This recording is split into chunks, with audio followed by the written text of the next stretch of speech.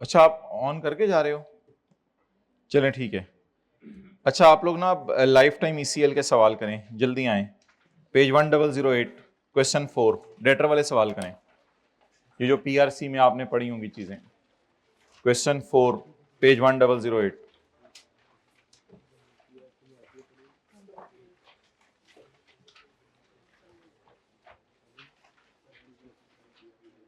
भाई वापस आओ। Question 4 page 1008। कैलकुलेटर पकड़ें, जल्दी से जरा निकाल लें।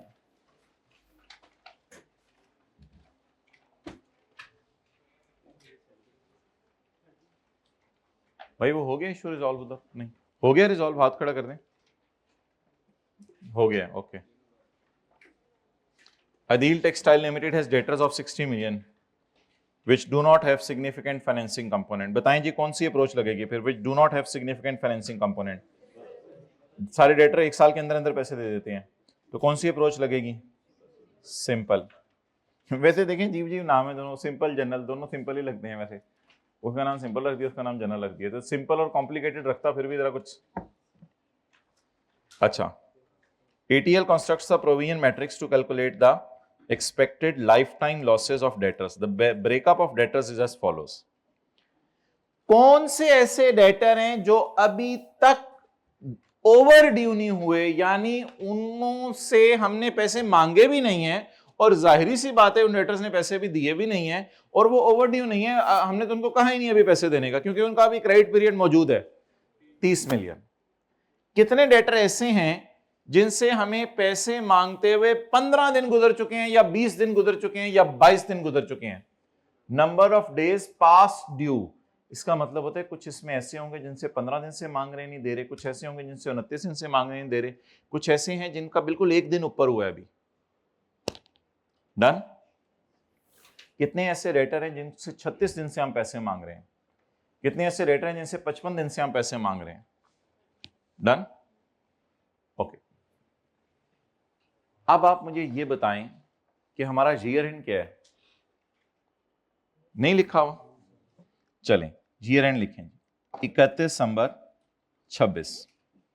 31 दिसंबर 26। उंगली रखें यहां और यहां, बोलें 31 दिसंबर 26 को 30 मिलियन के डेटर्स ऐसे हैं कि अभी तक किसी के भी पैसे देने का टाइम भी नहीं आया। ये लफ्ज समझ आ गया? इसमें पता है हो सकता है कौन से डेटर हों? इसमें वो डेटर हों जिनको हमने दिसंबर में 25 दिसंबर को चीजें बेची हों, उसको फोन करके कहते दिसंबर को यार पैसे दे, उसने कहा यार आपने खुद ही तो कहा था 25-30 दिन बाद दे देना, ऐसे तो ना तंग तो ना करें।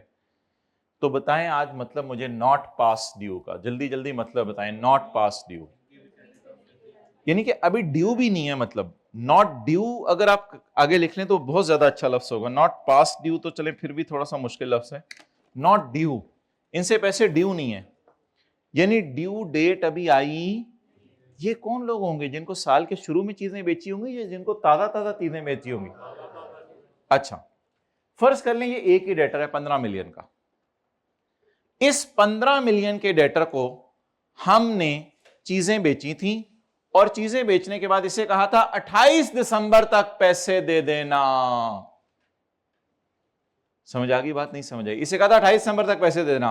अब 3 दिन ऊपर हो गए हैं, तो इसको इस स्लैब में डाल दें 1 to 30 डेज वाले में। 1 to 30 डेज पास ड्यू, ऊपर से मिला के पढ़े 1 to 30 डेज पास ड्यू। ये मेरे ख्याल से वो वाले डेटर हैं। कुछ डेटर से हमने पैसे मांगे 25 नवंबर को, भाई 25 नवंबर को आपकी पेमेंट ड्यू है, उन्होंने कहा नहीं कर सकते। 31 दिसंबर पे कितने दिन गुजर गए हैं? तकरीबन 35-36 दिन गुजर गए हैं, उनको इस स्लैब में डाल दें 31 to। अब समझ आ गई बात हमेशा के लिए? अच्छा, इसकी कोई मिसाल दें। 20 बोलो बोलो, एक्सेलेंट। 20 अगस्त, चलें 20 अगस्त देख लेते हैं। 20 अगस्त को भाई कह रहे हैं 20 अगस्त को हमने एक डेटर से पैसे मांगे, तो 20 अगस्त के बाद 20 सितंबर, 20 अक्टूबर, 20 नवंबर 20 दिसंबर, बिल्कुल ठीक है, कोई मसला ही नहीं। ये तकरीबन 120 दिन से ऊपर गुजर चुके, मोर देन 90 में जितने मर्जी डाल दें, सारे डाल दें। इसकी कोई मिसाल दें। 15 अक्टूबर, चले 15 अक्टूबर देख लेता हूं मैं। 15 अक्टूबर, 15 नवंबर, 15 दिसंबर और 2 महीने 15 दिन, 2 महीने 15 दिन मान के 75। एक्सेलेंट, सही मिसाल दी है, 75 डेज। बहरहाल इतनी डिटेल में जाने की जरूरत नहीं, मैं तो ये बताना चाह रहा था कि ये स्लैब बनते कैसे हैं, ये स्लैब बनते कैसे हैं। तो अब मुझे बता दें, इनके भागने का चांस कम है, इनके भागने का चांस ज्यादा है, और इनके भागने का चांस सबसे ज्यादा है। भाई ये अंडरलाइन लगवाओ किताब में और इसकी तस्वीर खींचो। ओके, अब कैलकुलेटर पकड़ें और कैलकुलेशन। वैसे आई के पता क्या कर रहा है, आई के दोबारा टेबल बना के सारी कैलकुलेशन कर रहा है। अगर ज्यादा नंबर का हुआ तो दोबारा टेबल बना के सारी कैलकुलेशन कर दीजिएगा। Answer not pass due 1 to 30 days, 30 to 31 to 60, 61 to more than 90, debtor rate और लाइफ टाइम ECL छोड़ें, इम्पेयरमेंट बस, इम्पेयरमेंट जी। बोलें डेटर 30, 15, 8, 5, 2, 0.3%, 1.6%, 3.6%, 6.6%, 10.6%। मेरा पेपर है, जल्दी करवाएं। 0.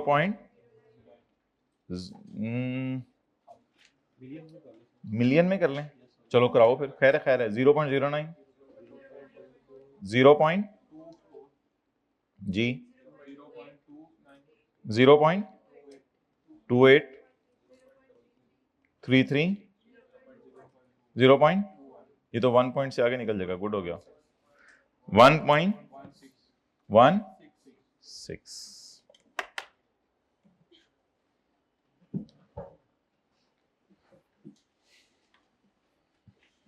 एंट्री बताएं। Impairment loss debit, provision for doubtful debt credit. लेकिन प्रोविजन फॉर डाउटफुल डेट का नाम आजकल पड़ गया हुआ है लॉस अलाउंस।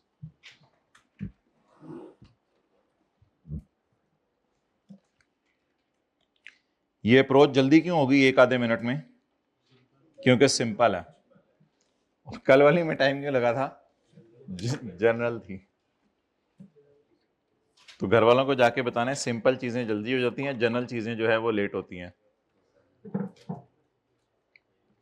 कहने बच्चा पागल हो गया।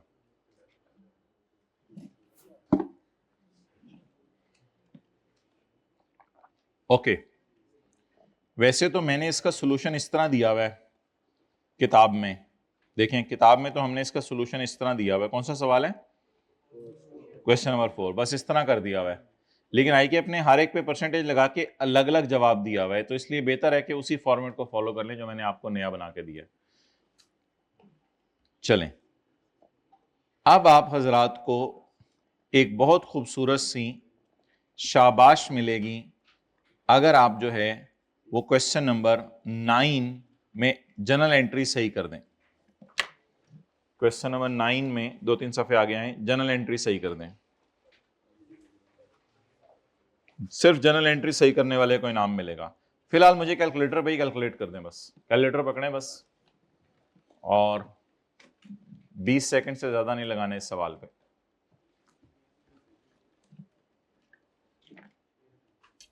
Hybrid boys blue shirt, calculator पकड़े माय डियर।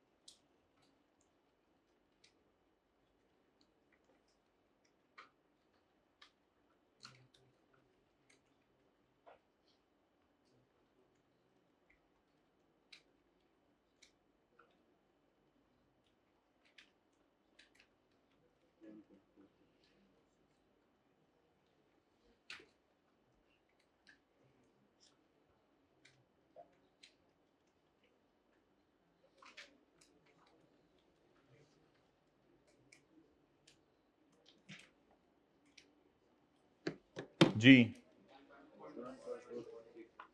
आप लोगों ने नेट किए इसको 0.6 से 0.6 से नेट करके कितने लोगों ने एंट्री की है?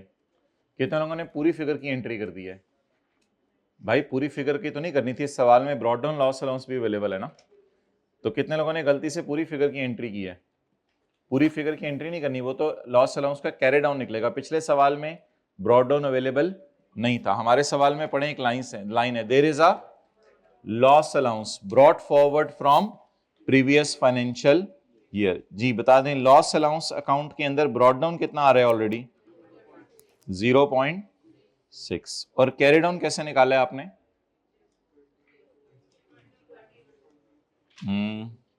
मैं देख लेता हूं, 20 into 1% plus 8 into plus 3 into 6%, 2 into plus 0.86। आप बताएं what is for the year? 0.26। तो जनरल एंट्री क्या बनी? Impairment loss in P&L debit और लॉस अलाउंस क्रेडिट 0.26।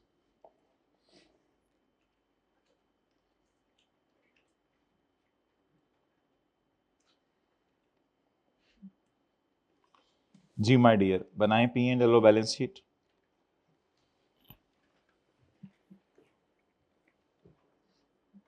बन गई?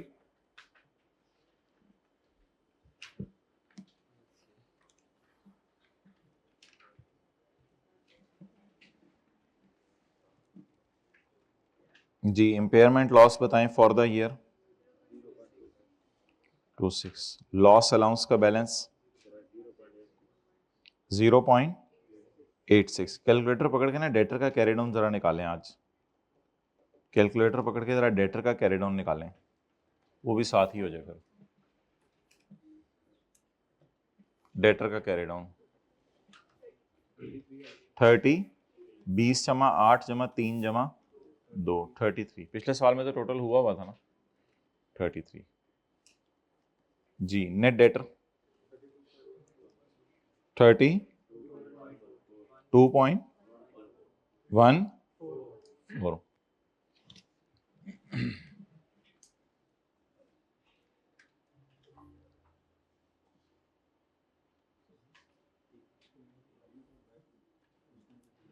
प्रोविजन फॉर बैड डेट ही नाम है इसका, लेकिन IAS 12 में आपने देखे हमने प्रोविजन फॉर बैड डेट इसका नाम यूज किया है। इधर अब लॉस अलाउंस ही कीजिएगा IFRS 9 में इसका नाम। अच्छा बहरहाल मैंने आपको IAS 12 के सवालों में बता दिया। IAS 12 के सवालों में दो तरीके होते हैं, या तो प्रोविजन ले लें, उसकी कैरिंग अमाउंट 0.86 और टैक्स बेस 0, ऐसा ही है ना, फिर इससे ना खेलें। IAS 12 के सवालों में एक तरीका बताएं जल्दी से जरा डेटर्स को टैकल करने का। प्रोविजन की कैरिंग अमाउंट 0.86 और टैक्स बेस 0। एक और तरीका बताएं, कैरिंग अमाउंट ले लें डेटर की, डेटर की कैरिंग अमाउंट ले लें, कितनी? 32.14, लेकिन फिर टैक्स वाले प्रोविजन माइनस नहीं करने देंगे, तो टैक्स बेस क्या होगी? 33। दोनों में से डेटर भी ले सकते हैं, अगर डेटर लेने को नहीं दिल चाह रहा तो प्रोविजन ले लें। 0.86 और 0 दोनों का जवाब 0.86 की डिफरेंस वही आना है 0.86। तो IAS 12 में डेटर से भी खेल सकते हैं, प्रोविजन से भी खेल सकते हैं, it all depends on data available. IAS 12 का जो पास का क्वेश्चन 2 किया था उसमें प्रोविजन का डाटा अवेलेबल था, इसलिए हमने मजबूरी में सिर्फ किससे खेला था? प्रोविजन से। चलें जी, क्वेश्चन नंबर 8 है, रह गया बस, इसको कल करेंगे। क्वेश्चन नंबर 7 भी थ्योरी का है, 5 होमवर्क में दिया था, ठीक है, 6 भी होमवर्क में कराइएगा। 7 थ्योरी का सवाल है, होमवर्क में पढ़ाइएगा आप लोग।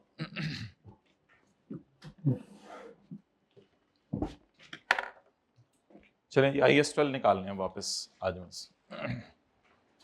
IS-12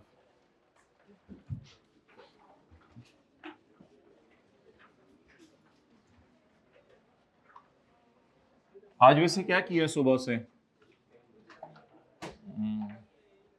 एक तो OCI का P&L और बैलेंस शीट बनाना जरा सीखे, और थ्योरी पढ़ी है। थ्योरी में से तो कुछ खास निकला नहीं MCQs के अलावा, और सिंपल अप्रोच पढ़ी है।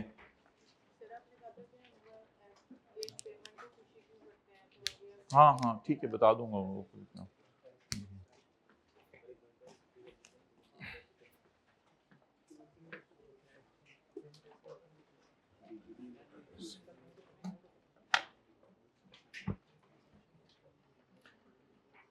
वो लॉजिक किसी ने पूछी है, वो कल मैंने कहा था बताऊंगा, लेकिन कोई इतनी ज़रूरी नहीं है, सुननी है तो। ये जो OCI वाला मॉडल चल रहा था, इसमें देखें FET OCI मॉडल के अंदर आपने लॉस रिकॉर्ड किया, मिसाल के तौर पे आपने इस तरह कर लें, आपने लॉस रिकॉर्ड किया फेयर वैल्यू एडजस्टमेंट वाला 10 मिलियन। अब OCI में चला गया लॉस, तो जब इंपेयरमेंट लॉस आया ना, ये वो फिगर है वो जो fair value as on, fair value difference और डिफरेंस फॉर द ईयर, ये फॉर द ईयर वाली फिगर है। तो OCI में आपने चार्ज किया लॉस 10 का, बाद में किसी ने बताया भाई इंपेयरमेंट लॉस आया 3 रुपए का, तो फिर आपको मैंने एंट्री बताई हुई है इंपेयरमेंट लॉस की, impairment loss in P&L debit OCI credit. यानी हुआ ये है कि आपने 3 का लॉस OCI से निकाल के P&L में डाल दिया। अब OCI नेट 7 पे चला जाएगा और P&L में लॉस कितना चला जाएगा? 3 का। ये कोई बात समझ आ गई है तो हाथ खड़ा कर दे। मैंने लॉजिक वैसे कहा था बतानी है, लेकिन बताई नहीं थी, दोबारा सोच लें। ये कौन सी एडजस्टमेंट है? पुरानी, वो डिफरेंस फॉर द ईयर। बताएं नुकसान कितना आया OCI में फेयर वैल्यू की वजह से? 10 का। बाद में किसी ने कहा इंपेयरमेंट लॉस है 3, तो आपको ख्याल आया ओहो इंपेयरमेंट लॉस तो P&L में जाता है, तो आपने क्या किया? इंपेयरमेंट लॉस को P&L में डाला, और OCI में से आपने क्या किया? 10 का गम था, 10 के गम में से 3 को आपने रिवर्स कर दिया, ताकि OCI में गम कितना बचे? 7 का। ये थोड़ी सी वजह, लेकिन छोड़ें, लीव इट। हाँ जी,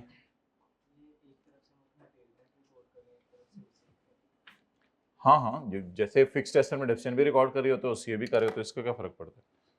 इससे तो कोई फर्क नहीं पड़ता। ओके, IS-12 निकालें। पास पेपर का क्वेश्चन, क्लास के अंदर वो एडजस्टमेंट की हुई है।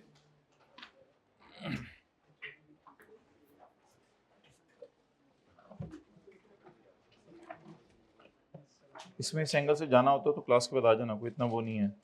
IS-12 में आए,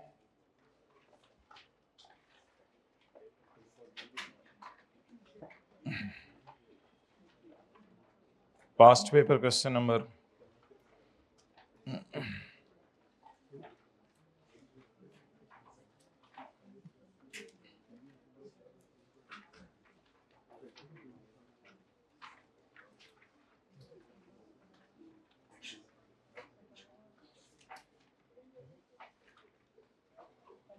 ये पेज 292.5, ये किया हुआ नहीं किया हुआ?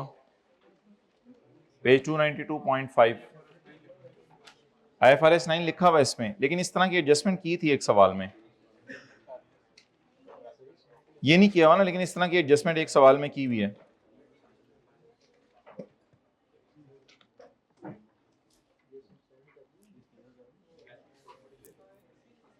ओके, पॉइंट नंबर 5, ऑन यकम में पी एक्वायर्ड 5% इक्विटी इन्वेस्टमेंट। जी बताएं, 5% इक्विटी इन्वेस्टमेंट खरीदने की वजह से ये हमारी सब्सिडरी बनी है, एसोसिएट बनी है, या no control and no significant influence? जहां हमारा कोई कंट्रोल और कोई सिग्निफिकेंट इन्फ्लुएंस ना हो तो वी विल अप्लाई IFRS 9। तो लिखें no control no significant influence, so apply IFRS 9।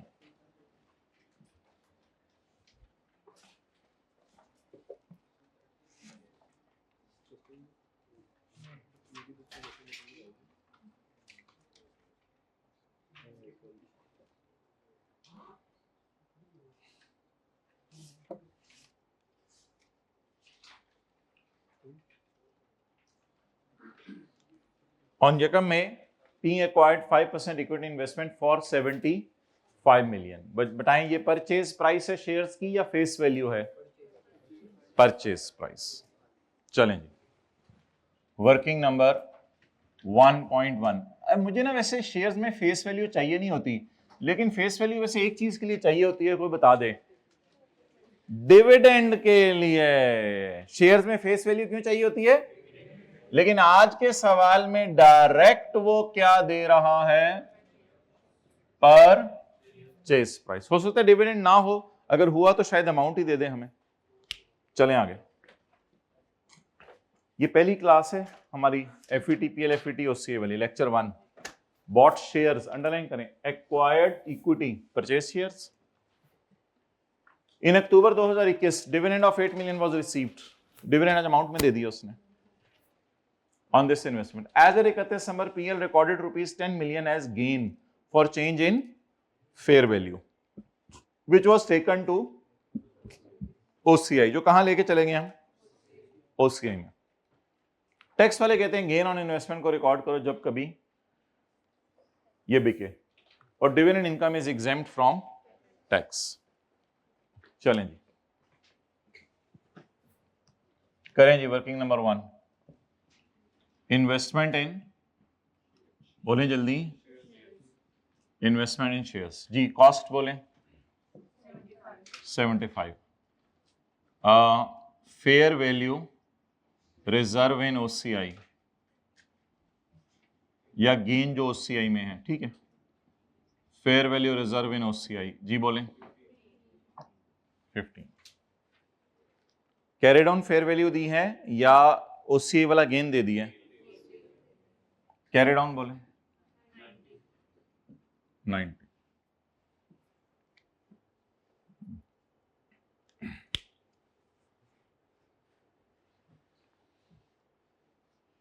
ये जो ओसीआई मॉडल होगा ना, इसमें आपने साथ ही जनरल एंट्री कर लिया करनी है, टी अकाउंट के साथ ही जनरल एंट्री कर लिया करनी है।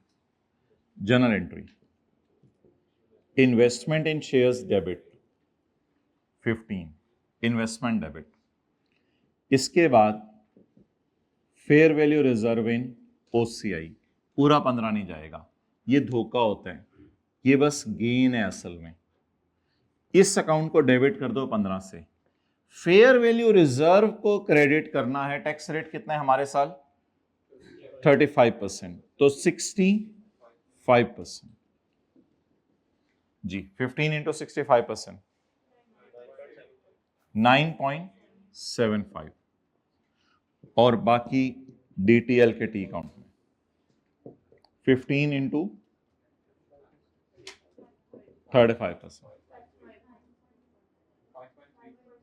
5. नहीं 3 तो नहीं करें, फिर 2 कर दें, खैर है, ताकि ये बराबर हो जाए 15 के। खैर है, इतने थोड़ी बहुत राउंडिंग चेंज कर दिया करें। आप सही कह रहे थे 3 है, लेकिन खैर है।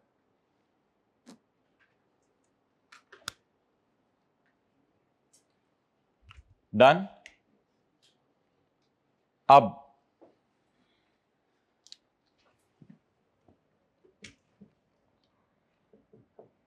करंट टैक्स की वर्किंग और डेफर्ड टैक्स की वर्किंग। एज ऑन बोलें 31 दिसंबर 21,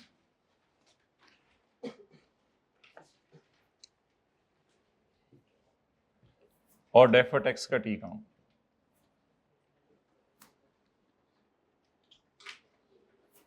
okay, investment carrying amount tax base. Tax base का रूल सुन लें हमेशा। टैक्स वाले हमेशा चीजों को परचेज प्राइस पे रिकॉर्ड करते हैं, जिसे आप हिस्टोरिकल कॉस्ट भी कहते हैं। टैक्स वालों को इससे ज्यादा नहीं पता चीजें, तो टैक्स वालों के लिए सिंपल रूल सुन लें आज। टैक्स बेस परचेज प्राइस हुआ करेगी, इसीलिए तो वो कह रहे हैं कि गेन को हम नहीं मानते, परचेज प्राइस। तो ये बड़ा रूल ऐसे, परचेज प्राइस। बहुत रेयर होगा कि टैक्स वाले भी ट्रांजैक्शन कॉस्ट को कैपिटलाइज करें, अगर हुआ तो वो बता देगा, वरना जनरल रूल लिख लें, टैक्स वाले परचेज प्राइस रिकॉर्ड किया करेंगे। करे purchase price record 75। Carrying amount बताएं। 90। डन।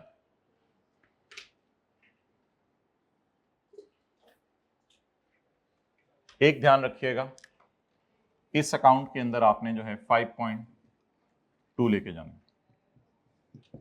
बड़ा इंपॉर्टेंट। इस अकाउंट के अंदर आपने 5.2 लेके जाना है।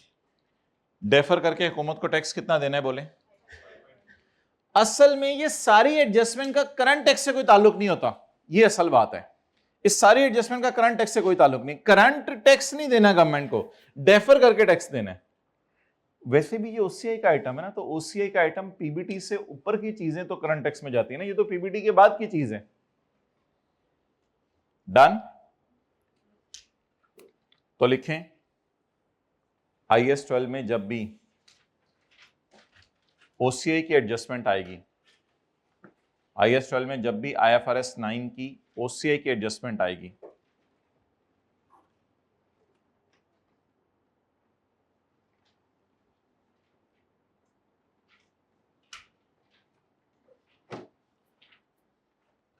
तो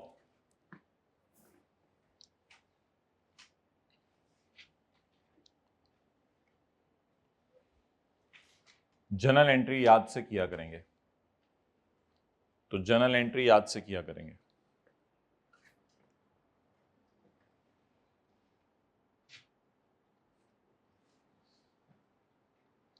अच्छा, अब रह गया पीछे डिविडेंड। डिविडेंड पर मैं आपको ये नहीं कहूंगा कि आप आईएफआरएस 9 के एतबार से कुछ सोचें, डिविडेंड तो आपको वैसे ही पता है क्या करना होता है। डिविडेंड में मेरे ख्याल से 3 ऑप्शंस हो सकती थी। एक हो सकता था डिविडेंड इज टैक्सेबल एट 35%, फिर हम पीबीटी में पड़ा रहने देते, निकाल दें आईएफआरएस 9 जहन से। अगर डिविडेंड 35% टैक्सेबल होता, पीबीटी में पड़ा रहने देते। अगर डिविडेंड पे अलग रेट लगना होता तो यहां से माइनस करते हुए नीचे जाके करंट टैक्स में ही अलग रेट लगाते, और अगर डिविडेंड एग्जेम्प्ट है तो माइनस कर दें। तो डिविडेंड के बारे में तो लिख लें, डिविडेंड पुराने रूल, डिविडेंड के बारे में कुछ ना सोचेगा, लिखें डिविडेंड पुराने रूल। डिविडेंड तो हमें आती हैं टैकल करने। जी डिविडेंड को क्या करें अब? लेस करें, कितना? 8।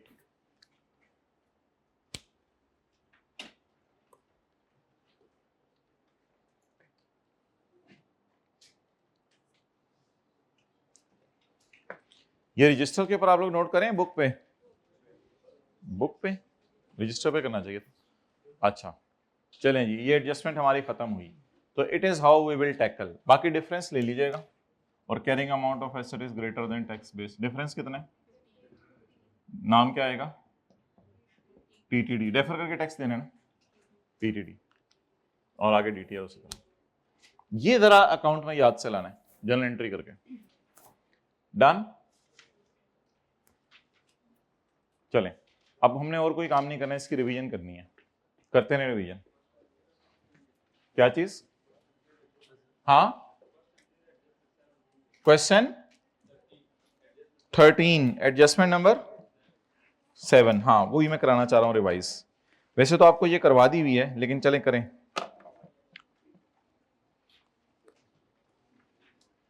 क्वेश्चन नंबर कौन सा आपने बताया?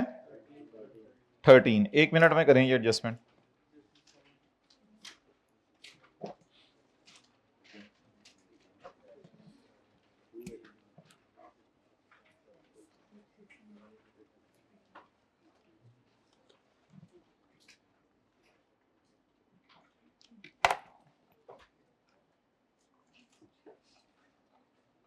इसमें तो डिविडेंड भी नहीं है।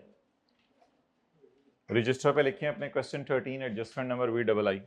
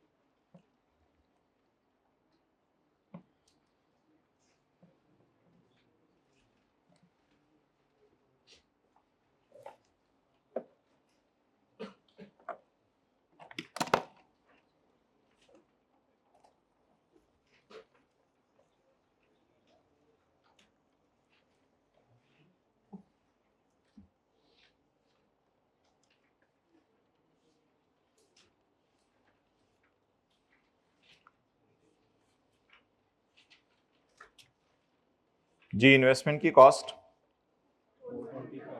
425 और आगे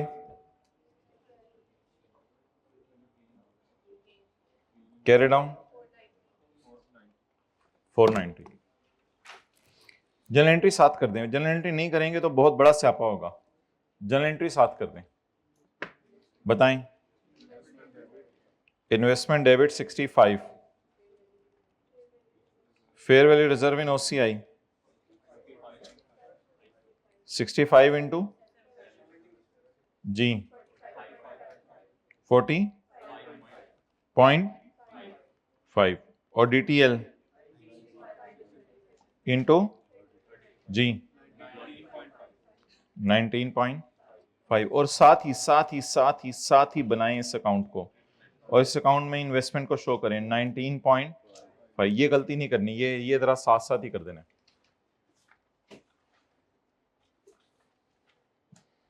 ओके, अब मेन सवाल पे आ जाएं। Investment carrying amount tax base के नीचे लिख लिया करें परचेज प्राइस। ये जरा नई चीज है ना टैक्स बेस इसकी, परचेज प्राइस। जी कैरिंग अमाउंट बताएं, परचेज प्राइस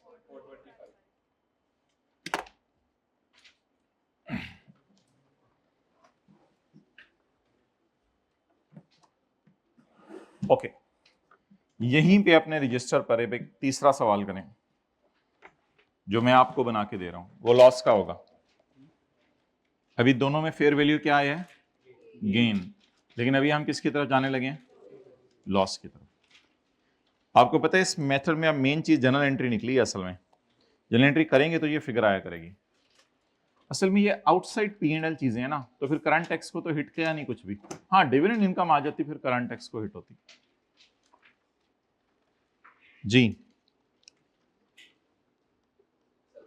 सवाल, investment in shares cost, investment in shares FETOCI cost 100 million, year end loss 20 million, tax rate 30%। चलें जी 1 मिनट लगाएं।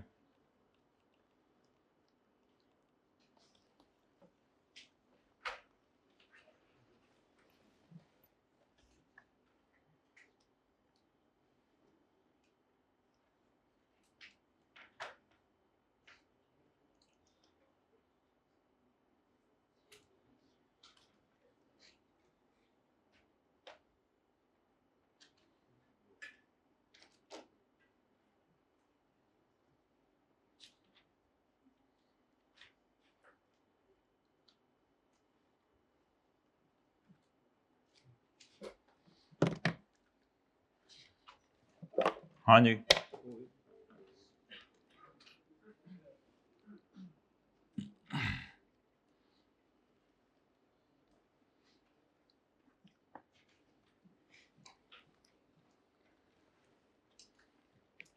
टी अकाउंट खोलें,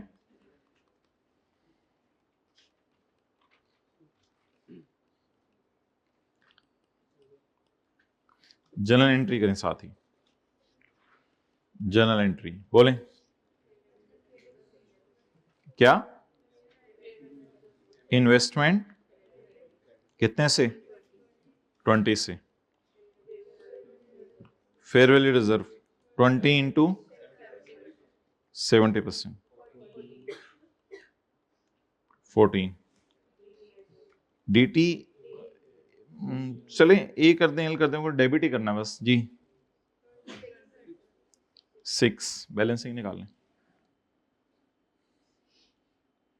बोलें लॉस आया है, जब फ्यूचर में लॉस रिकॉर्ड होगा तो टैक्स सेव होगा, आज डेफर टैक्स एसेट बुक कर लें। उधर डेफर करके टैक्स देना था ना, आज एक लॉस आया, लॉस की वजह से तो फ्यूचर में सेविंग होगी। तो ये जरा ध्यान रखिएगा, आप टी अकाउंट में किस साइड पे जाना है, डेटा टी अकाउंट में किस साइड पे जाना है, डेबिट साइड पे। कितना 6 इन्वेस्टमेंट से,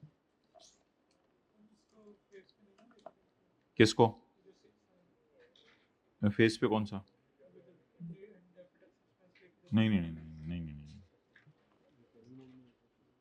अच्छा, फेस पे वही जाएगा नोट के DTE जो होता है। और आखिरी चीज बता दें जी, नहीं नहीं नहीं, आदर डालें, परचेज प्राइस बोलें।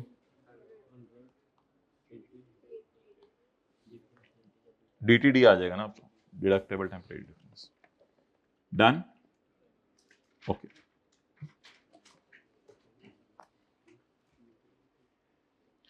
चलें, रिवीजन ही करें बस आज। पास पेपर क्वेश्चन 9 रिवाइज करें। पास पेपर क्वेश्चन 9 नहीं है ये, सॉरी 13। इधर 13 है, 14 है, केड़ा है, ठहरे ठहरे ठहरे ठहरे, ये 15।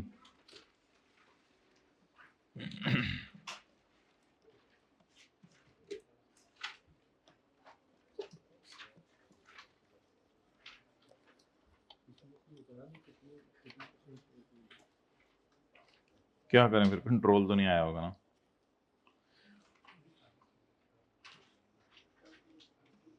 जी ये कौन सा क्वेश्चन है? Question number 15।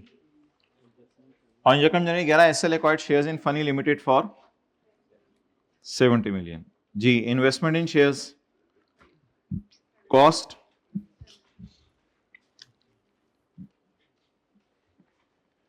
ओ, अब गेन OCA में तो नहीं लेके गए होंगे। अब गेन कहां लेके गए होंगे?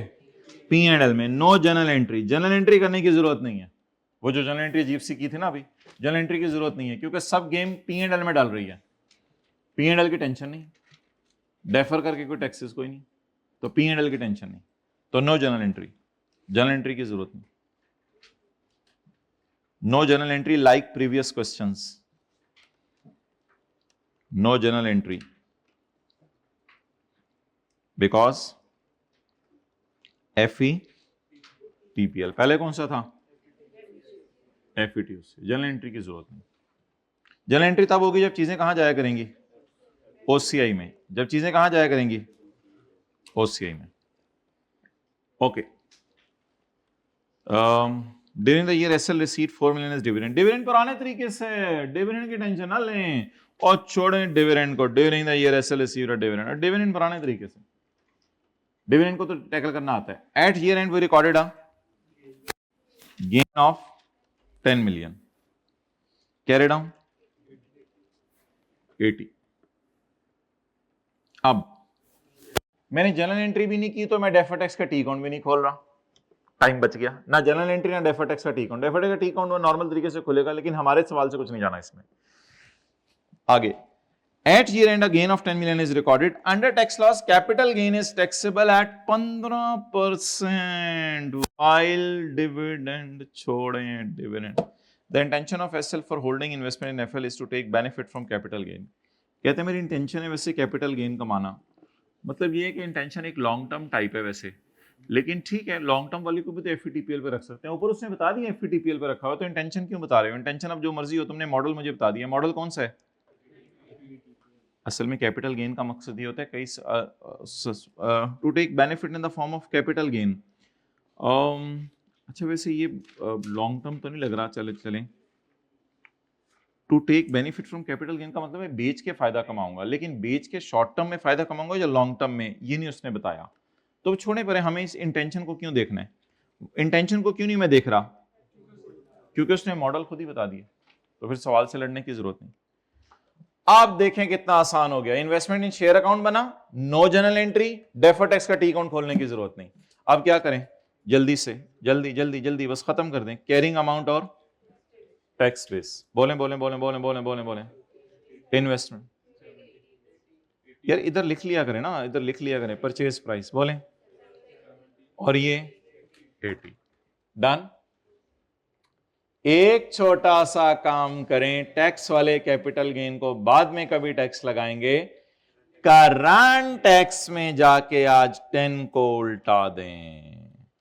करंट टैक्स में जाके लेस करें 10 फेयर वैल्यू गेन, इसको लेस करें। ये जरूर कीजिएगा क्योंकि टैक्स वाले फेयर वैल्यू गेन्स को नहीं मानते।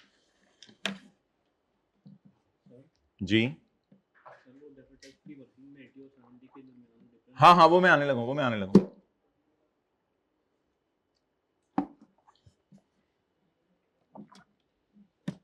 एक छोटा सा इसने और स्यापा डाला है, वो ये डाला है कि कैपिटल गेन के ऊपर टैक्स कितने परसेंट है, 15%।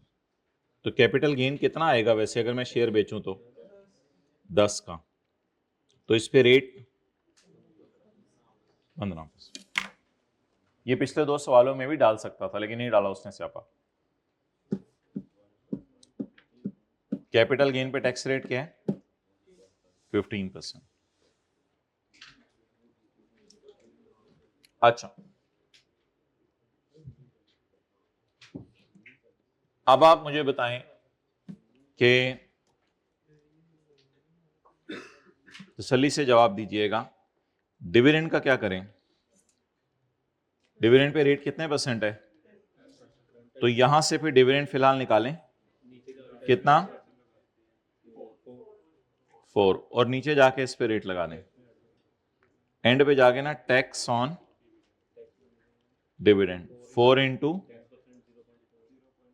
0.4। करंट टैक्स में एंड पे जाके ये करते होते थे।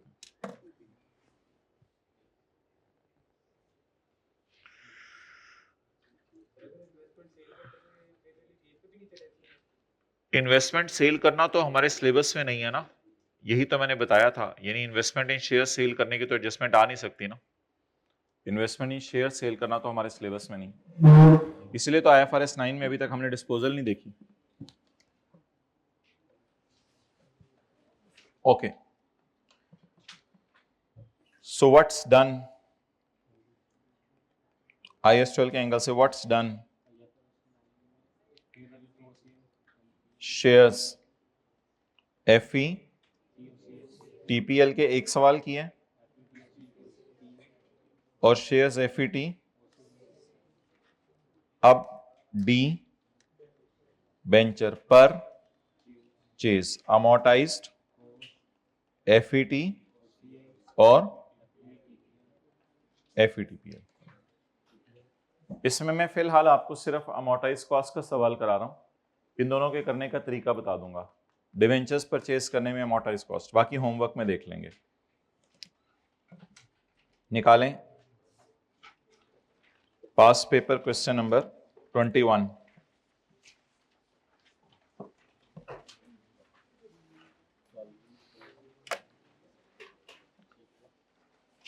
एक मिनट के अंदर आप मुझे बना के दे दें अमोर्टाइजेशन शेड्यूल,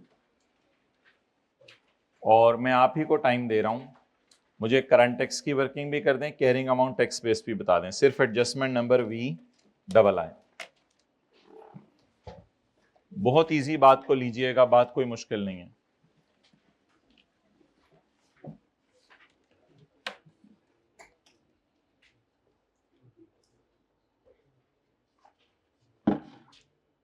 मेथड बता दें कौन सा है, लिखा हुआ है amortise cost, hold the bonds till maturity.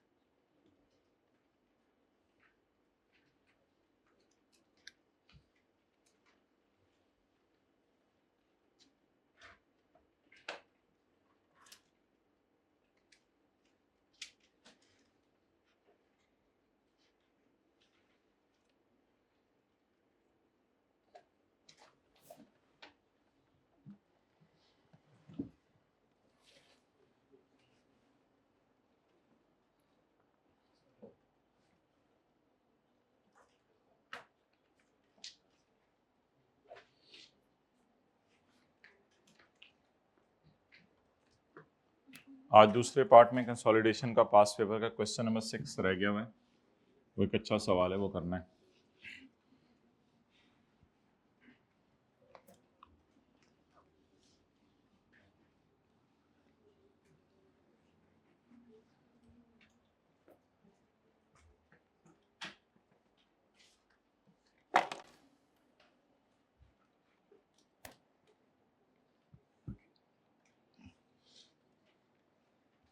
Ji, carrying amount tax base निकालें।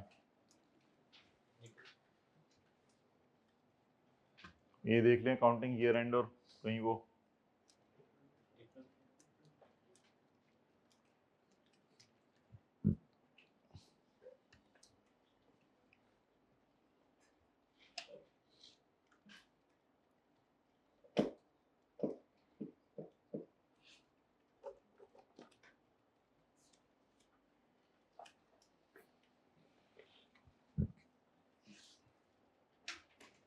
चलें जी, लेट्स स्टार्ट। अच्छा, मुझे एक चीज बता दें, वैसे कोई भी मॉडल हो, आपको बैलेंस शीट और पी एंड एल तो आपको पता होना चाहिए उसमें क्या क्या आता है। मुझे बताएं इसकी बैलेंस शीट में क्या जाता है?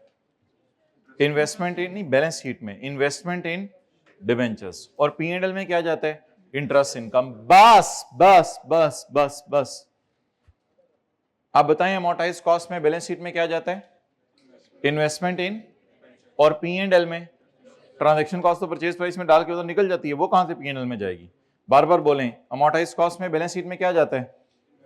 इन्वेस्टमेंट इन डिबेंचर, वो कैरिंग अमाउंट में चला जाएगा। और इंटरेस्ट इनकम, इंटरेस्ट इनकम में देख लेते हैं इसकी हमारी लड़ाई है या नहीं। On Jacam July 2024, CKL purchased bonds for 150 million, including a transaction cost of 2 million. The nominal value is 180 million. So, working 1.1. Face value 180. Purchase price जालिमो 152 ना बोलो, हद हो गई है। वैसे अगर आप लोगों ने भी अब ऐसी हरकतें करनी है तो मैं कहां जाके पढ़ाऊं?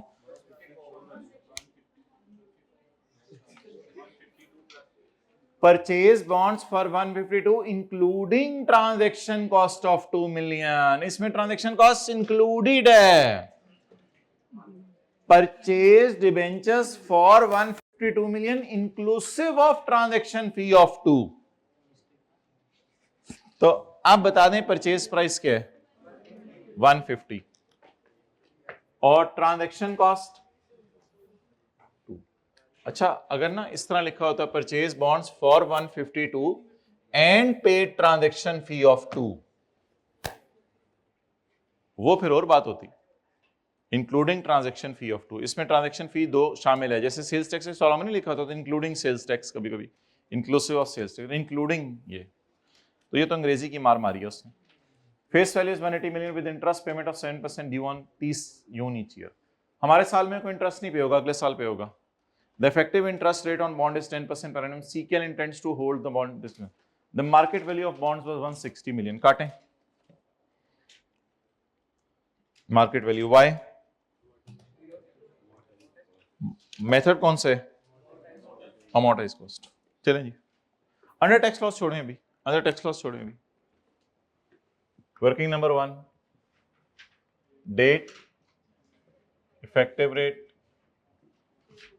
Coupon rate. इतने यूज टू हो गए पहले दिन इफेक्टिव रेट साथ में डरते डरते, इफेक्टिव रेट ऑफ इतने on balance, coupon rate of इतने on principal, at the rate of, बस लिख देना चाहिए आप लोगों ने, प्रिंसिपल भी पता नहीं क्या लिया होना, at 7% on 180 balance. Purchase price, transaction cost 2, total 152। Purchase price plus transaction cost से शुरू करें, और ये कम जुलाई 24, अगला साल 2025 जी 15 पॉइंट। कोई जरूरत नहीं है, कोई जरूरत नहीं है, ठीक है जी। अब सवाल के अंदर देखते हैं टैक्स वालों की इनके बारे में क्या राय है, फिर उसके बाद चलते हैं।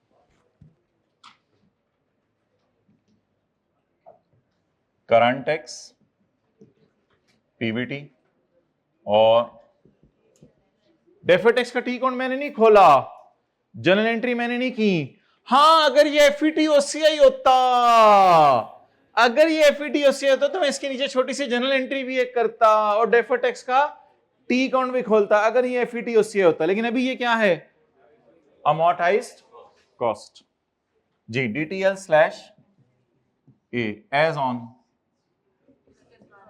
31 दिसंबर 24, नाम investment in debentures. Let's discuss now. We must have a strong footing कि बैलेंस शीट में इन्वेस्टमेंट्स जाती हैं और पी एंड एल में इंटरेस्ट इनकम जाता है। Under tax laws transaction cost is allowed as an expense in the year of payment.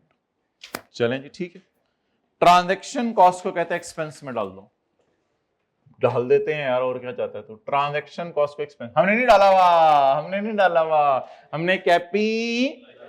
अब ये ना कहिएगा हमने भी माइनस कर दिया, फिर माइनस करें डबल माइनस हो जाएगा, ना ना ना ना ना ना ना। ट्रांजैक्शन कॉस्ट को अलाउ कर दो एज अ डिडक्शन। बोले अकाउंटिंग वालों ने ट्रांजैक्शन कॉस्ट को खर्चे में नहीं डाला था, टैक्स वालों ने कहा डालो, क्या करना पड़ेगा, माइनस निकालो। गलत लफ्ज, निकालो का मतलब जैसे कोई चीज पड़ी हुई थी, निकालो तो गलत लफ्ज है। मतलब ये लफ्ज है कि आप डिडक्ट करो, लेस करो। ये भी ना बोले कि उल्टाओ, ऐसा भी कोई लफ्ज ना बोले। बोले अकाउंटिंग वालों ने ट्रांजैक्शन कॉस्ट की क्या एंट्री की थी, इन्वेस्टमेंट डेबिट। 150 तो दो पूरे को, इन्वेस्टमेंट डेबिट। वो और बात है, हमारी इन्वेस्टमेंट 154 पे पहुंची थी गलती से।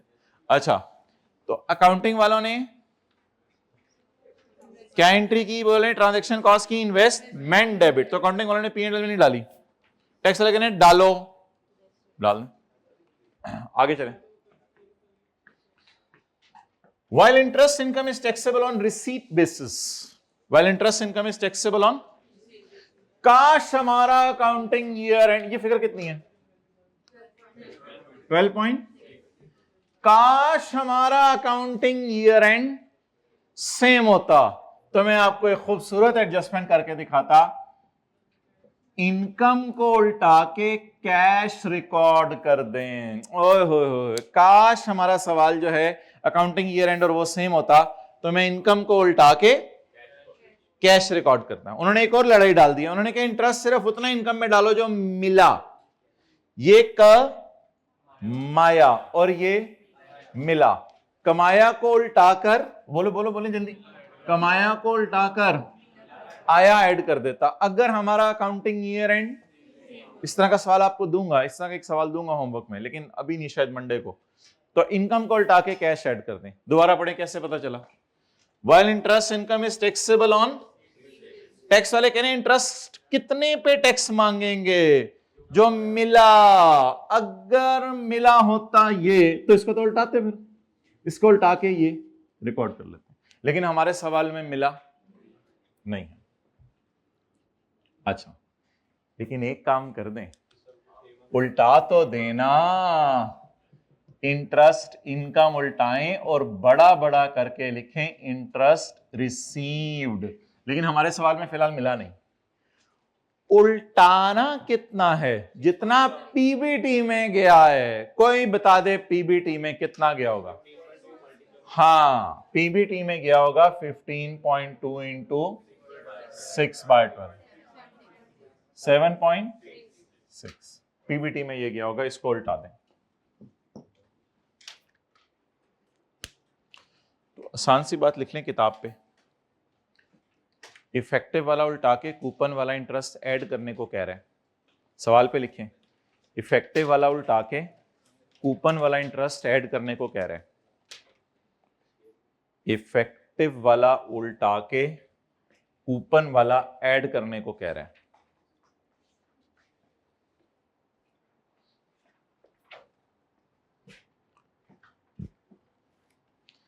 फिर मैं क्यों नहीं कर रहा इफेक्टिव वाला उल्टा के कूपन वाला ऐड, क्यों नहीं कर रहा? कूपन वाला मिला ही नहीं ना, कूपन वाला मिला ही नहीं। डन। अच्छा, अब भाई इजी मार्क्स लें, purchase price 150 T purchase price जमा ट्रांजैक्शन कॉस्ट नहीं भाई, परचेज प्राइस इधर से उठाई भाई मेरी परचेज प्राइस यहां से उठाई, 1 हिस्टोरिकल कॉस्ट परचेज प्राइस। हाय कैरिंग अमाउंट ये वाली भी नहीं उठा सकता, ये कितनी है 150, ये दोनों नहीं उठा सकता, मैं फंस गया हूं, ना 152 उठा सकता हूं ना 154.6। क्या क्या करें, ब्रॉड डाउन प्लस कुछ, okay okay broad down plus कुछ, ब्रॉड डाउन प्लस कुछ। वैसे ये ब्रॉड डाउन नहीं है क्योंकि पहला साल है, लेकिन चलिए आप लोगों ने लिखवा दिया, खैर है कोई मसला नहीं, यानी बैलेंस प्लस कुछ इनटू 1.6। ये तो याद है ना, ये तो पता नहीं 3-4 दिन पहले एक दिन क्लास में ये इस तरह की बैलेंस शीट बनवानी सिखाई थी, जब अकाउंटिंग ईयर एंड और वो डिफरेंट हो।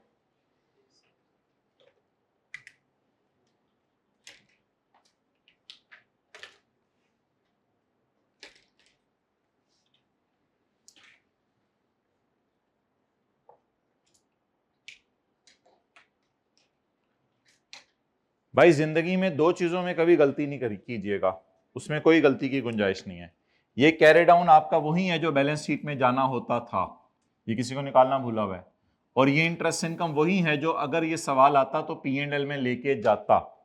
अगर ये सवाल सिर्फ IFRS 9 का होता तो मैं P&L में 7.6 लेके जाता और बैलेंस शीट में 159.6 लेके जाता, लेकिन ये सवाल तो बैलेंस शीट का नहीं है, वो IFRS 9 का नहीं है। डन। तो जो लोग 159.6 को होर से देख रहे हैं इधर से देख लेना, मुझे 31/12/24 का बैलेंस चाहिए, कैसे निकालूं बताएं ना, 31/12/24 का बैलेंस चाहिए, कैसे निकालूं? नहीं 152 नहीं उठा सकता, वो तो यकम जुलाई 24 के, नहीं ये नहीं उठा सकता 154.6, ये 30/29 के, मुझे चाहिए 31 दिसंबर का, कैसे निकालूं? 152 प्लस 15.2 इंटू 6 और इंटू 3/12 करते तो 30 सितंबर 25 पे पहुंच जाते, अगर 30 सितंबर ईयर एंड होता। इंटू 9/12 करते तो 31 मार्च, लेकिन अगर इंटू 12/12 करते तो फिर ये जमा करके ये भी माइनस करना था क्योंकि ये भी मिल गया हमें, फिर कैरी डाउन ये आता, फिर कैरी डाउन ये आता। तो अगर हमारी बैलेंस शीट 31 दिसंबर है तो 152 जमा 6/12, अगर हमारी बैलेंस शीट 30 सितंबर 24 है तो 152 इंटू 3/12, और अगर हमारी बैलेंस शीट 30/25 ही है तो फिर ये नहीं, फिर ये जमा ये माइनस ये भी करना पड़ेगा क्योंकि पेमेंट भी तो आ रही है 154.6। डन। ओके, सो ये 3 लाइनें दोबारा पढ़ें। Under tax laws transaction cost is allowed as an expense in the year of payment. थोड़ा सा सोचें, ट्रांजैक्शन कॉस्ट को हम कहां लेके गए हैं? It is allowed as deduction. Interest income is taxable on receipt basis. Interest को मिलेगा तो टैक्स लगाऊंगा, हमने तो कमाए वाले को इनकम में ले गए हैं, वो कहते हैं मिले वाले को लेके जाओ, हम कहते हैं नहीं कमाए वाले को इनकम में। अब जो कमाया है उसको उल मिला, लकीली कुछ है ही नहीं, उसको ऐड नहीं किया। कहते हैं कैपिटल गेन पे टैक्स कभी लगाएंगे at the time of sale. ओ भाई कैपिटल गेन तो इसमें वैसे भी कोई नहीं है क्योंकि फेयर वैल्यू पे चीजों को लेके ही नहीं गए, तो फेयर वैल्यू पे लेके जाते तो फिर वो कोई सवाल होता ना कैपिटल गेन, तो ऐसा तो कोई तस्वुर ही नहीं था। डन। चलें रिवीजन करें इसकी। नहीं नहीं नहीं, नहीं। उस इसमें तो उस तरह नहीं है, इन्वेस्टमेंट अकाउंट में घूम रहा होता है। निकालें पास पेपर का क्वेश्चन नंबर 9,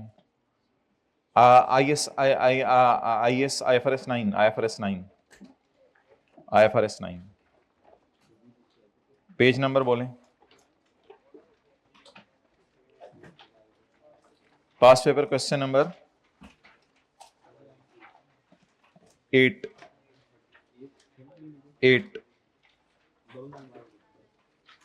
जी। भाई इस सवाल को मैं IAS 12 के साथ बाद में मिलाऊंगा, ये IAS 12 के साथ बाद में मिलेगा। पहले 4 मिनट के अंदर आप P&L और बैलेंस शीट बना दें इन दोनों का 4 से 5 मिनट में। P&L बैलेंस शीट बना दें दोनों का। Your time starts now. फिर IAS 12 के साथ बाद में मिलाएंगे इसको। 4 से 5 मिनट, ज्यादा टाइम नहीं। 12:28 हो गए हैं, 12:33 तक मुझे कर दें।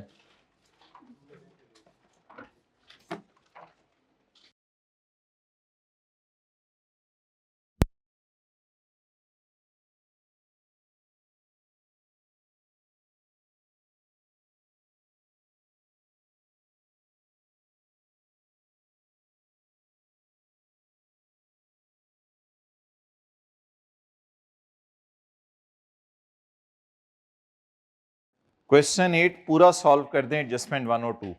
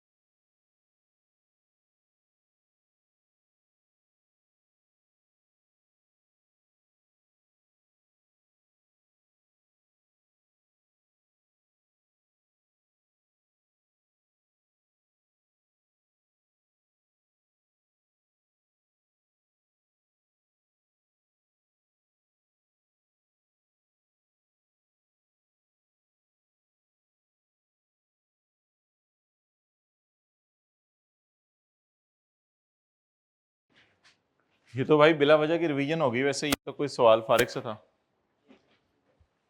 ऐसे बिला वजह जबरदस्ती की रिवीजन होगी।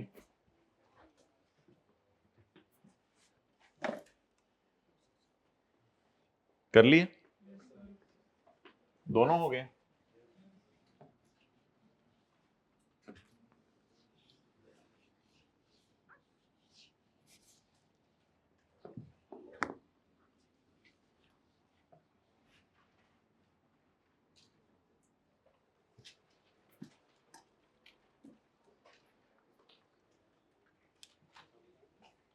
On 2nd January, FL purchased bonds issued by Chi Limited for 25 million. तो परचेज प्राइस बोले 25 million. The face value of these bonds is बोले 30 million.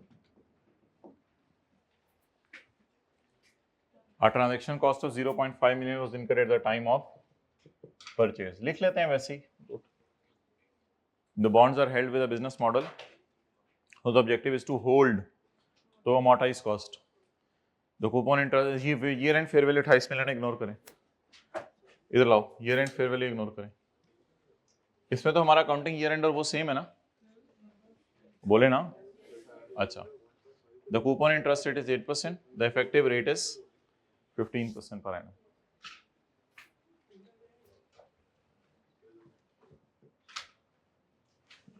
जी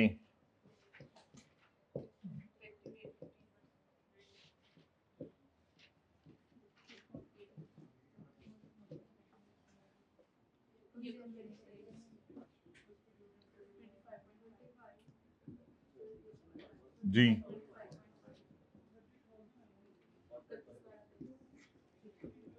जी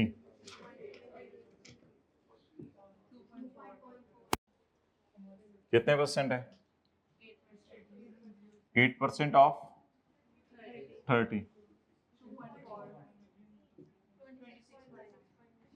26.9. P&L और बैलेंस शीट बनाना है, लेकिन इसमें जगह छोड़ देना. P&L और बैलेंस शीट बनाना है. P&L में जाएगी इंटरेस्ट इनकम, जी कितनी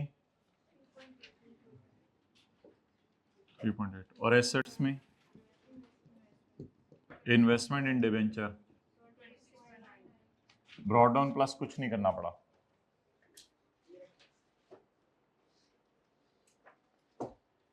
जी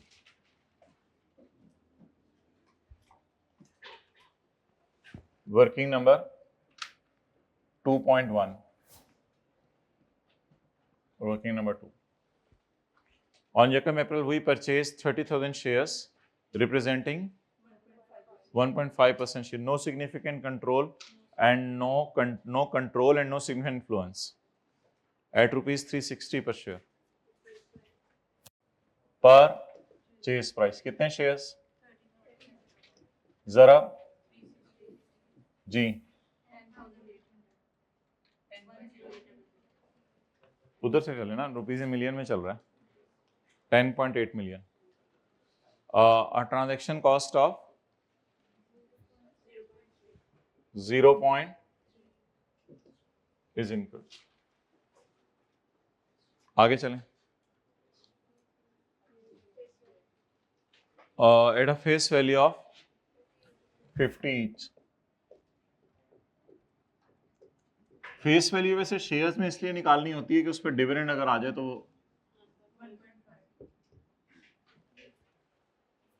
बहुत महंगे हो गए हैं शेयर. परचेज प्राइस तो आसमानों पे पहुंची हुई है.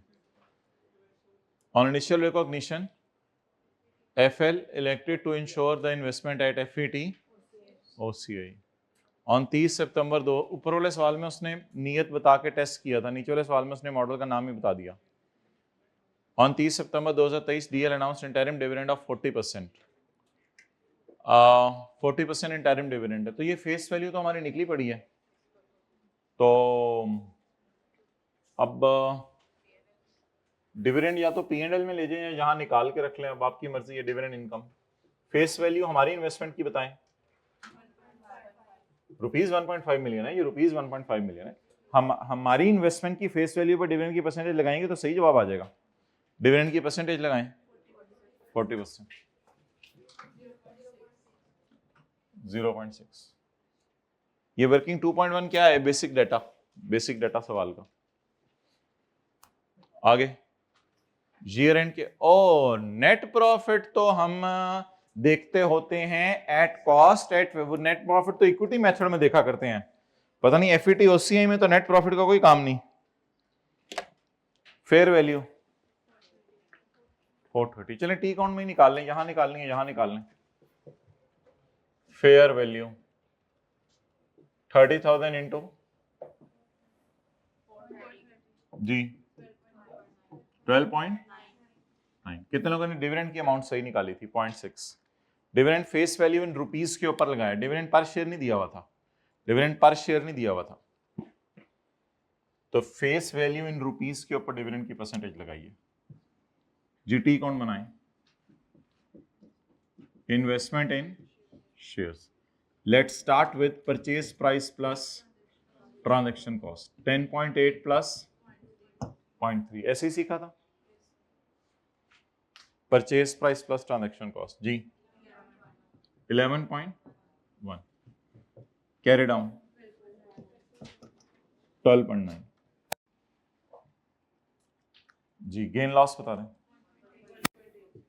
1.8। फेयर वैल्यू रिजर्व इन ओसी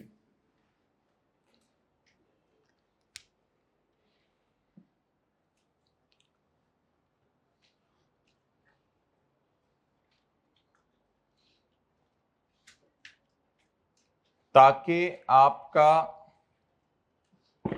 कोई भी फिगर मिस ना हो, तो आगे चलने से पहले मुझे बता दें इस मॉडल में बैलेंस शीट में क्या जाता है। इन्वेस्टमेंट इन शेयर्स का कैरी डाउन और फेयर वैल्यू रिजर्व, और पीएनएल में क्या जाता है? Interest income. लो कर लो गल, शेयर थे interest income, dividend income, dividend income और ट्रांजैक्शन कॉस्ट नहीं जानी पीएनएल में। आगे चलें, dividend income, fair value gain loss OCI में, fair value gain loss that is. चलें जी, पहले पीएनएल और ओसीआई बना लें। इसका नाम बन गया एसओसीआई जी। बोलें डिविडेंड इनकम 0.6, ओसीआई में change in fair value reserve जी 1.8, इन्वेस्टमेंट इन शेयर्स 12.9 और इक्विटी फेयर वैल्यू रिजर्व जी। ओसीआई में कितना बैलेंस है? इधर से उठा लिया करें, यही वाला लिख दिया करें क्योंकि पहला साल है। 1.8।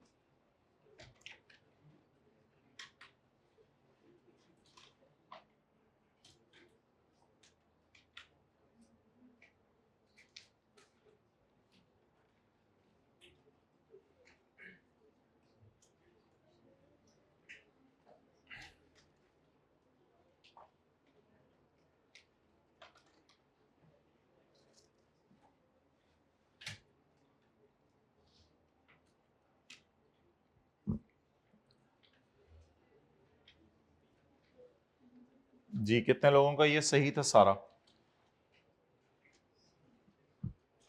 ओके, अब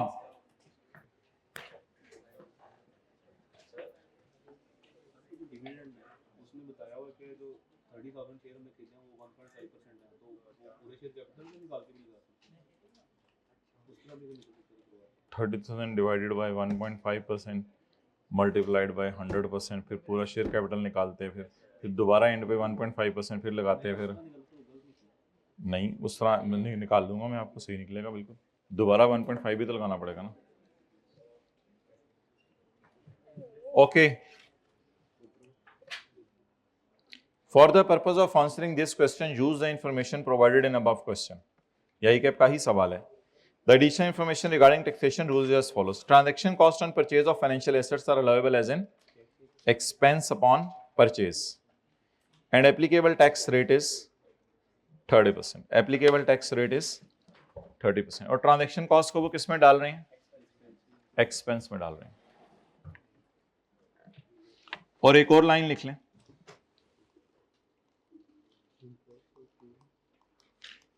interest received is taxable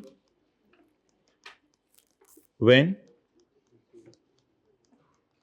received. Interest पे टैक्स लगेगा जब रिसीव होगा। वैसे तो सवाल ने कहा है compute DTL slash A as on date should be recorded in our financial statement, लेकिन मैं DTL slash A as on के साथ करंट टैक्स की वर्किंग भी करने लगा हूं, करंट टैक्स की वर्किंग भी करने लगा और डेफर टैक्स की वर्किंग भी करेंगे। करंट टैक्स और डेफर टैक्स की वर्किंग करने से पहले कोई एक चीज आप मुझे बता दें, फिर मैं आगे चलता हूं। ये डाल लिया आप लोगों ने, interest is taxable when received. अच्छा, और ट्रांजैक्शन कॉस्ट को टैक्स वाले कहां डाल रहे हैं? एक्सपेंस में। अच्छा, मुझे जरा जल्दी से बताएं, मैं क्या कहते हैं वो क्या करूं उसका, हाँ, करंट टैक्स और डेफर टैक्स की वर्किंग करने से पहले एक काम बताएं क्या करूं जल्दी से? जर्नल एंट्री कर लें। किसकी जर्नल एंट्री कर लें? इसकी जर्नल एंट्री कर लें, इसकी जर्नल एंट्री कर लें।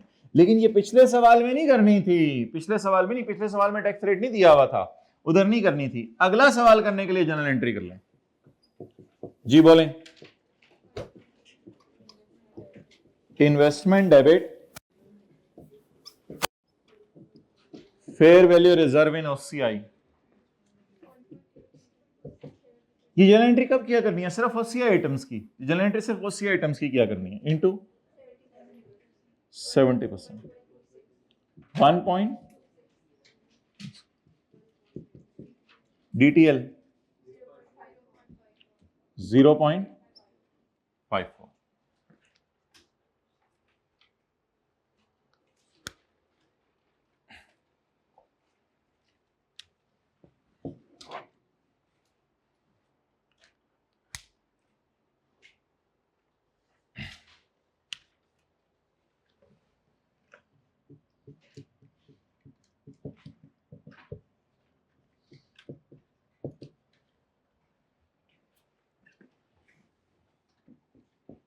इधर जगह तो DTL slash A as on. बोले 31 December 2023। Investment in debentures, investment in debentures.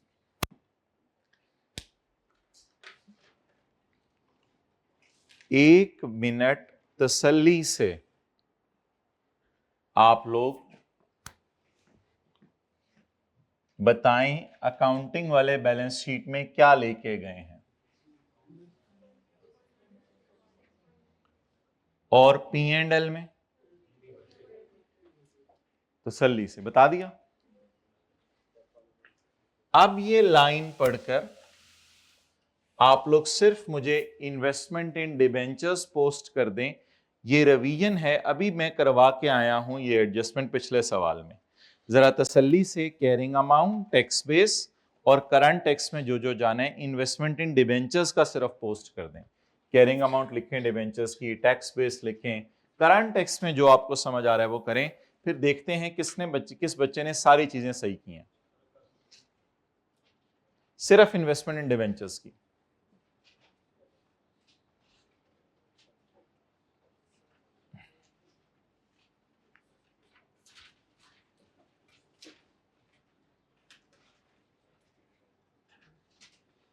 जो क्वेश्चन 9 के पॉइंट 1 नहीं पढ़ा वो तो नहीं सही कर सकेगा, क्वेश्चन 9 का पॉइंट 1 पढ़े, इंशाल्लाह खुद ही आपको पता चल जाएगा करंट टेक्स्ट में क्या करना है।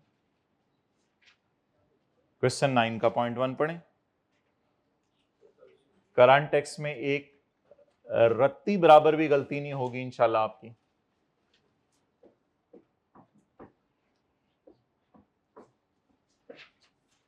Okay, let's give some time to people.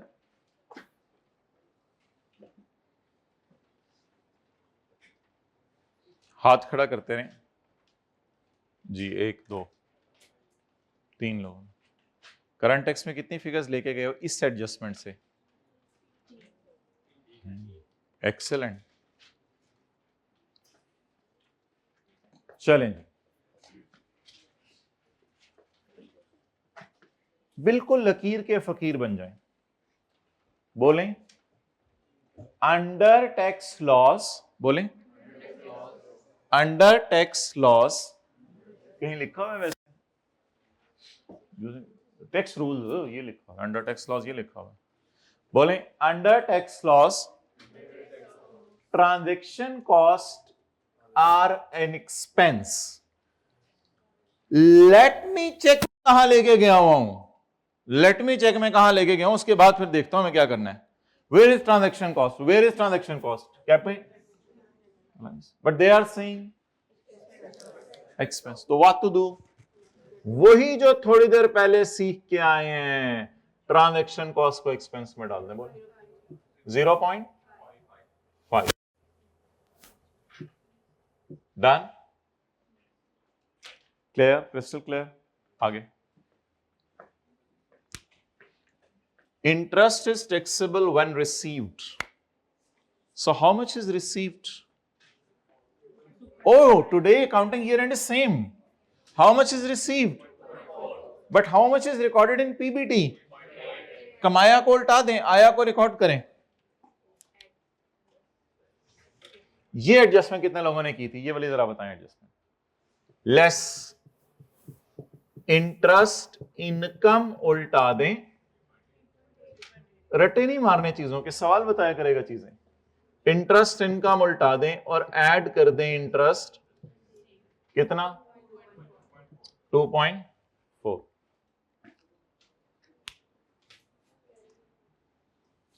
खुदा ना खास्ता उसने लिखा होता ना इंटरेस्ट रिसीव पे रेट अलग लगाना है, तो इंटरेस्ट रिसीव को हम ऐड करते, काट के नीचे जाके 2.4 पे वो रेट अलग लगा देते, वो तो आपको पता ही है।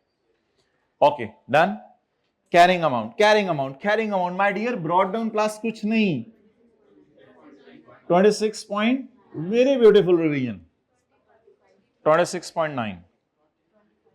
एंडिंग टैक्स बेस बड़ा सा लिख लें इधर, पर टैक्स वाले हिस्टोरिकल कॉस्ट पे चीजों को रखते हैं।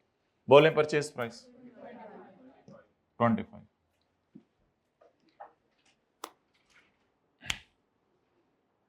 डन। 1-2 मिनट आप तसल्ली से ले लें और पॉइंट 1 को 9 के दोबारा पढ़ें और शेयर्स के एतबार से आप पोस्टिंग कर दें करंट और डेफर्ड में। शेयर्स के एतबार से investment in shares, current tax हमने जबरदस्ती घुसा दिया, सवाल में मांगा नहीं हुआ था उसने।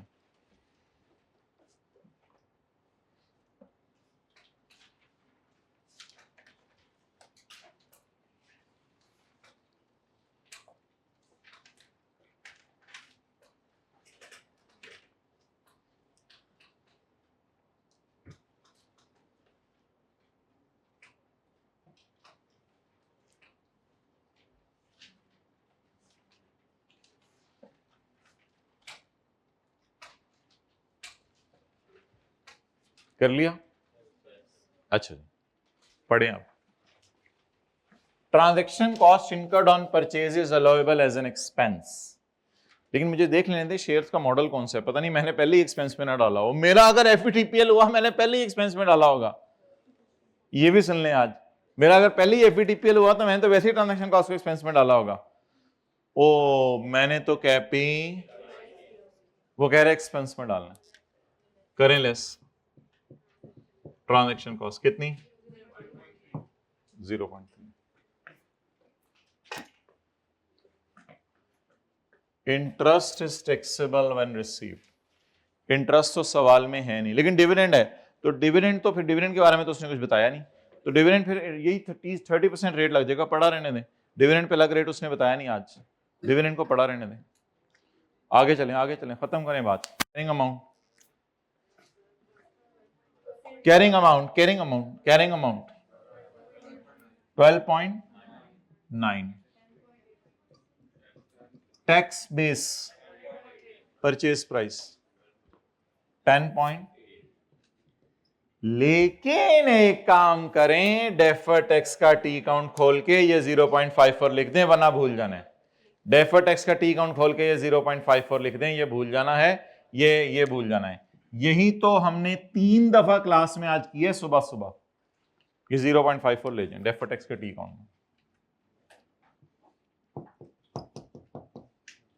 जी। इन्वेस्टमेंट के अगेंस्ट कितना? 0.5।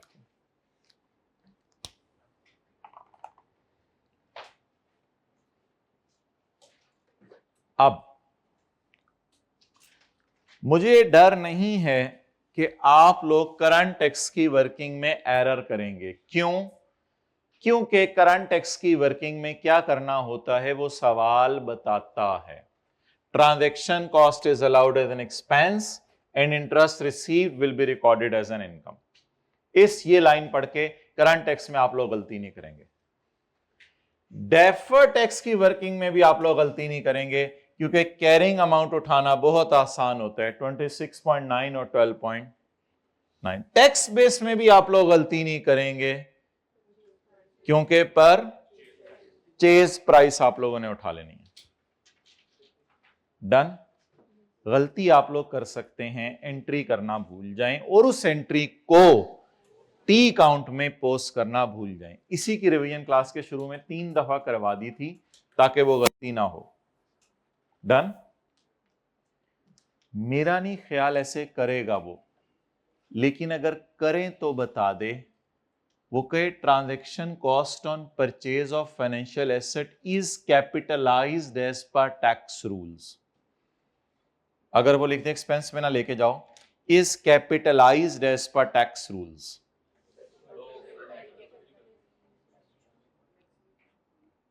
तो फिर वो तो खर्चे में डालने को कह नहीं रहा, हमने भी डाला, तो यहां और यहां तो लेस करने की जरूरत नहीं है।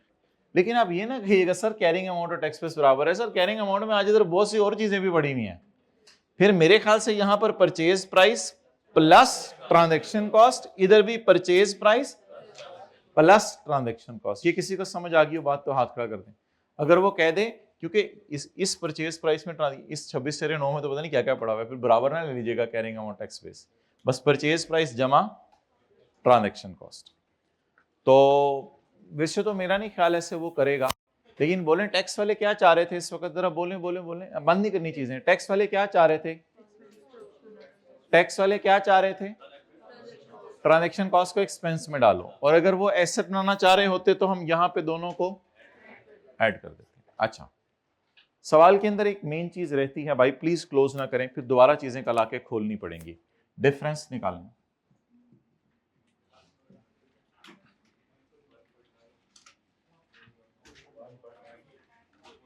$1.9 2.1 डन। चलें, टैक्स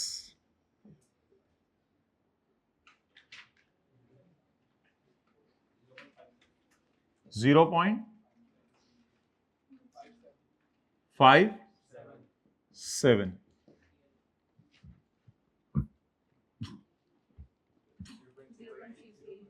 6 DTR। तो पुरानी चीजें हैं सारी। कैरी डाउन बताएं। 1.2 व्हाट DTR। 1.2 DTR। सब सब सब सब सब सब सब सब सबक। तो थोड़ा सा हौसला, बात क्रिटिकल है बहुत, मिस कर दी तो मसला होगा। सवाल की रिक्वायरमेंट बहुत टेक्निकल है। Compute the DTL/A date should be recorded in balance sheet as at 31 December 23। What's technical? Nothing technical, it is 1.2, it is 1.2। So compute the DTL/A। अच्छा, पेपर में क्या करना था? पेपर में सिर्फ ये बनाना था, ये तो उसने नहीं मांगा था, तो हम तो फन्ने खां बने, सवाल में से सवाल निकाल लिया। ठीक है, पेपर में सिर्फ ये बनाना था, ये निकल आया। Also state whether the corresponding effect should be recorded in P&L और in outside P&L। Also tell whether the corresponding effect. Okay, let me tell you what is corresponding effect. What is carry down? 1.2. Should the corresponding effect be charged to P&L? Should the corresponding effect be charged to P&L or outside P&L? What is corresponding effect? What is corresponding effect?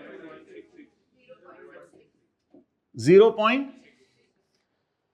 The corresponding effect should be charged to P&L amounting to 0.66 and remaining should be charged to OCI. Remaining should be charged to OCI. अब बार बार बोलें, the corresponding effect, मतलब carry down निकल आया ना, इसका corresponding effect कहां जाना है? कॉरस्पॉन्डिंग इफेक्ट कहां जाना है? तो ऑल्सो स्टेट मतलब ये कि P&L OCI बनाने के लिए ना, P&L का मतलब है वो DT चाह रहा है आपसे। इधर देखें सर, आपको कैसे इल्हाम हुआ टी काउंट बनाना है?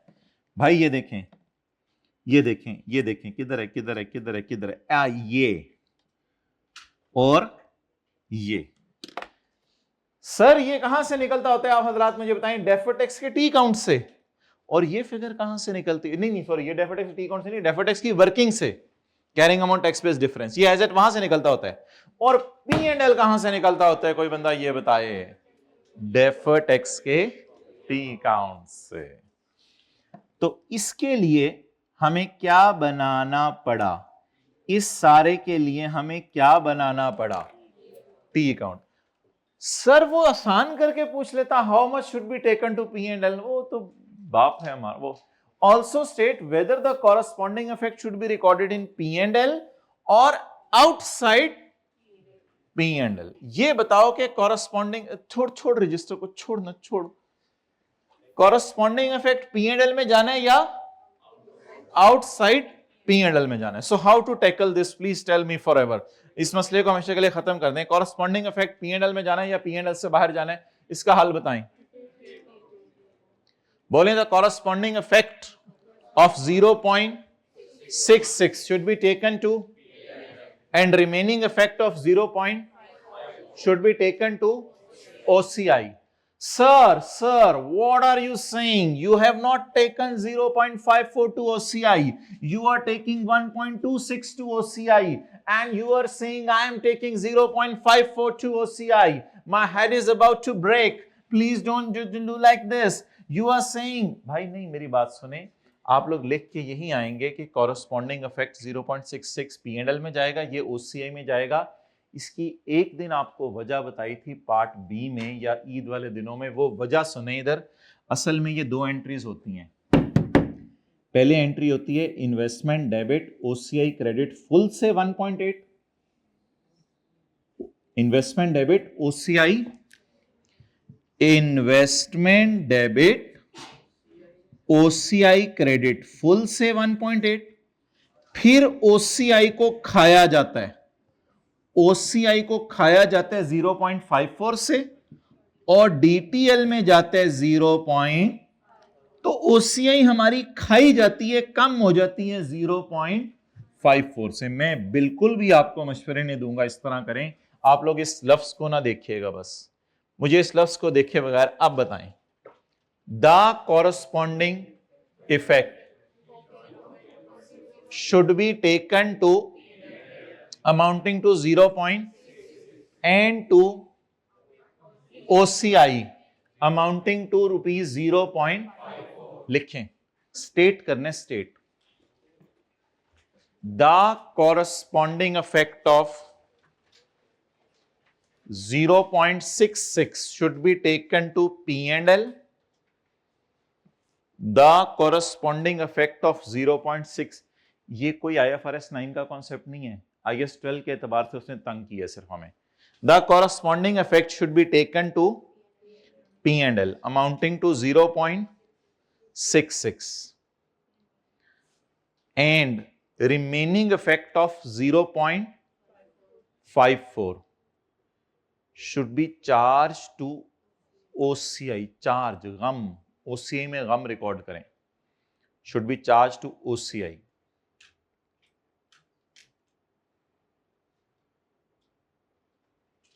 सर खुदा के लिए हमें बता दें OCI में गम क्यों रिकॉर्ड हो रहा है? भाई OCI में 1.26 जो कम जा रहे तो गम तो रिकॉर्ड हो रहे हैं ना. OCI में कितना जाना था?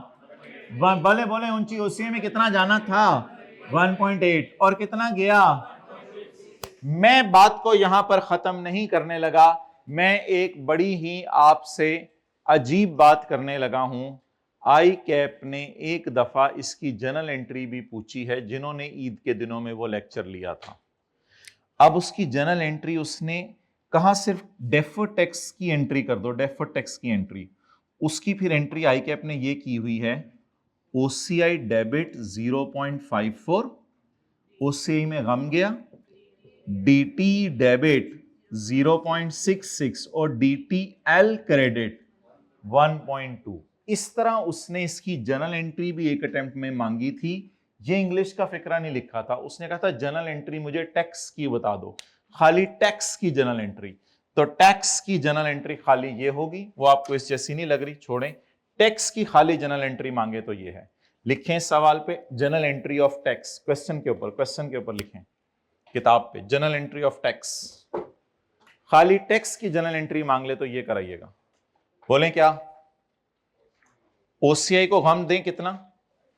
0.54, DT को गम दें 0.66 और DTL 1.2. ये आप मुझे याद कराइएगा. अगर आप लोगों को भी याद रहा, मंडे की सुबह रिवाइज करेंगे. वॉल्यूम 1 ही लेके आइएगा, वॉल्यूम 2 तो चाहिए ही मंडे को, दूसरी क्लास में वॉल्यूम 1 चाहिए सिर्फ. मुझे बस जाते जाते 2 चीजें बता दें IAS 12 के एतबार से. बोलें, the transaction cost on financial assets is allowed as deduction and interest received is chargeable to tax. इधर गलती करने का इंशाल्लाह मुझे पता है आपका चांस नहीं है, क्योंकि इधर आप क्या लफ्ज लिख लेंगे? Purchase price.